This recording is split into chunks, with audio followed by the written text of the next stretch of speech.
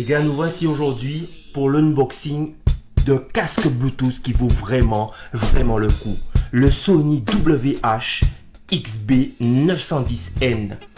C'est un casque qui vaut actuellement 150 € et qui a des performances, des qualités de casque chez les autres marques qui valent 300 à 400 €.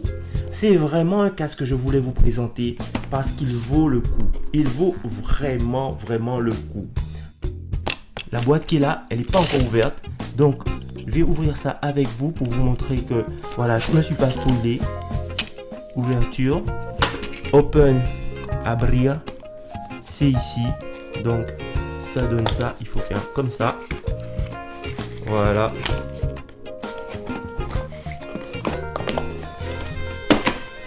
Petite boîte sympa. Donc je pense à d'autres matériels. Alors, je lève ça ici. Hein. Comme je vous ai dit, je me suis pas spoilé, donc je ne sais pas comment ça s'ouvre, n'est-ce pas? Oh merde! Et voilà. Donc ça s'ouvre comme ça. Et alors là, première bonne nouvelle, première bonne surprise.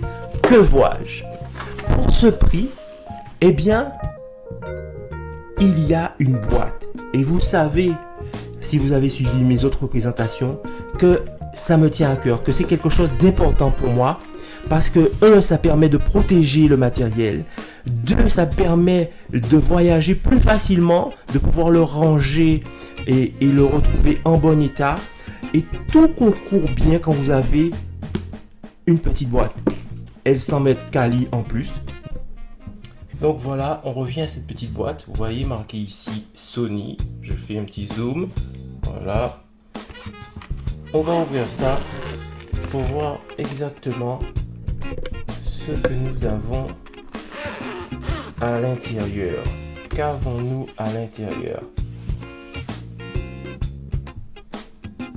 Très beau. C'est du Sony. Alors, dans ce petit package, qu'est-ce qu'on a? On a le casque proprement dit. On remarque tout de suite quelque chose. C'est que il est pliable dans tous les sens. Hein. Regardez-moi ça.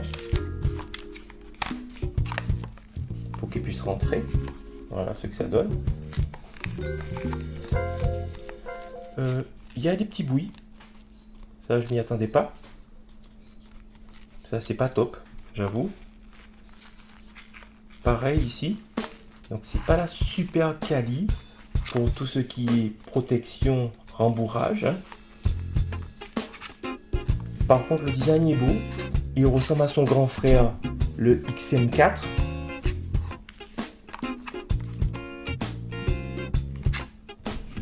Alors, je le pose ici. Et je regarde dans la boîte, il y a deux câbles. Les câbles mini jack et USB-C, USB traditionnel, USB-C. Donc ça sert notamment pour le rechargement, mais aussi pour les DAC. Si vous branchez à un DAC, ça vous permet d'avoir une qualité beaucoup mieux, une amplification en tout cas meilleure, plus puissante et aussi plus claire. Ici, eh ben, si vous voulez l'utiliser en filaire parce qu'il n'est pas seulement Bluetooth, vous avez donc ce petit câble mini jack qui vous permettra d'utiliser sa fonction filaire. Ici, vous pouvez modifier le volume de manière tactile. Là, vous avez tous les petits boutons qui vont bien. Donc, je vais commencer avant les boutons par le port mini jack, le port USB-C. Ici, l'allumage. Et là, l'appairage. Je reviens après l'essai.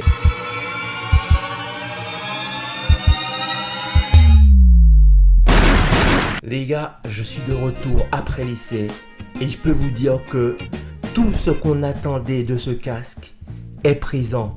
Le casque pour ce prix donne même plus. Il a une qualité de basse extraordinaire. Il vous donne des extra basses, des infra basses, des choses que ne trouve pas à ce niveau de prix qu'on trouve chez les casques très haut de gamme. Et la concession, puisque vu le prix, il y a une concession quelque part, la concession est sur la qualité des matériaux visibles, mais tout ce qui est transducteur, tout ce qui est son, qui est aussi la capacité d'empêcher le bruit d'arriver, ils ont fait un travail extraordinaire chez Sony. Et ça fait longtemps qu'ils travaillent dessus. Et maintenant, ils sont arrivés à un niveau où ils vous proposent quelque chose tout simplement d'inégalé. Que ce soit au niveau de la puissance des basses. Alors, pour ceux qui n'aiment pas les basses, passez votre chemin. C'est pas ce style de casque. Mais celui-là, il rend très bien les basses. Et peut-être même, il vous flatte un peu trop les oreilles parce qu'il en rajoute. Et c'est ça que certaines personnes aiment sur certaines musiques. Il fonctionne avec l'application Sony qui s'appelle Headphone Connect. Il y a quasiment toutes les fonctionnalités du XM4 dessus et je rappelle que l'XM4 coûte 350 €, donc 200 € de plus. Donc je disais qu'il y a le mode ambiante avec des micros qui peut écouter tout ce qui se passe autour de soi. Il y a le kit main libre qui est excellent, surtout en milieu calme. Il y a la réduction de bruit active et adaptative si tu mets la localisation route. Il y a la compatibilité avec Alexa et Google Assistant. Il y a le son à 360 degrés. Ça, c'est une révolution sur un produit de ce prix-là. Il y a le pavé tactile avec le Bluetooth haut débit, le LDAC de chez Sony qui est compatible avec... Eh bien, le son est par contre un peu déséquilibré parce qu'il y a beaucoup de basses qui a tendance de temps en temps à étouffer le reste comme les aigus et le médium. Donc je conseillerais ce produit aux personnes qui écoutent de l'électro, du hip-hop, du reggae. Les plus, fonctionnalités dans l'application, très nombreuses. La boîte de transport, vous connaissez mon goût pour cela. Le prix très accessible, la très bonne autonomie. Et puis pour les moins, je l'ai montré, les matériaux basiques. Le son quelquefois déséquilibré. La réduction de bruit active qui joue sur la qualité du son. Voilà, donc vous allez choisir en fonction de ces éléments-là.